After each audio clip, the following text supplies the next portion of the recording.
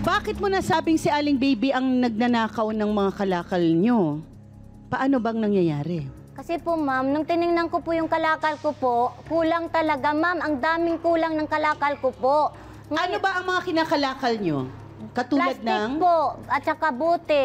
plastic, bote. Paano Bakal nyo? po. Bilang ba yun? Binibilang yun, Nay? Opo, Pagka binibilang nag-ano po kayo? namin po, ma'am.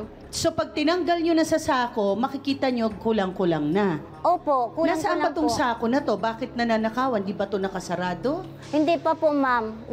Hindi pa po namin nakatali. Hindi pa po. Okay, gusto ko lang maintindihan na yung pangangalakal na sinasabi ng ating mga kababayan na yan ang ginagawa nila. So, mangangalakal kayo, bibilhin nyo sa junk shop, tama? Ano ba? Hindi po. Ang iba po, ma'am, pinupulot lang Okay, namin. pulot-pulot. Opo. So, paano kayo nananakawan? Paano mo nalalaman na ninanakaw? Kasi ko po, ma'am, yung kalakal ko po, doon po namin nilalagay sa tapat namin. Dahil may aso po kaming 3. Ngayon po, ma'am, nung tiningnan ko po, kulang na po yung mga sako doon. Pero hindi pa ako nag-ano sa mga tao kasi po gusto kong ako talaga makakita. Ngayon So, sako-sako ito? Opo, naisako ko na po. Okay. Kaya pagtingin mo sa mga sako, kulang-kulang. Opo. Pero ilan na lang yung mga natitira ganon?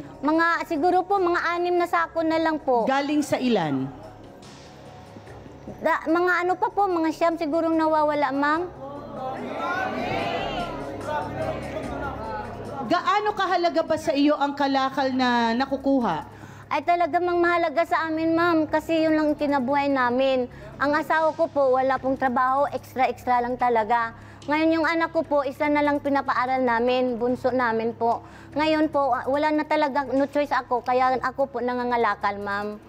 Maganda ba ang kitaan sa kalakal, Aling Minda? Kasi para marami tayong kababayan na nasa ganyang business. Maganda rin naman po, ma'am. Medyo kalahati din naman tubo mo kung magtiyaga ka lang talaga. Kaya marami ding nangangalakal, ano? Pero ito ba si Ate Baby ay kaibigan mo? Ano ba ito, neighbor mo? Opo, kaibigan po namin talaga bakit yun. sa tingin mo ginagawa Kapitbahay niya ko sa pa iyo? po. Hindi po kasi po, nung naghinanap ko talaga, ma'am, doon ko nakita sa gilid ng bahay nila ang sako ko. Ikilala ko po yung sako.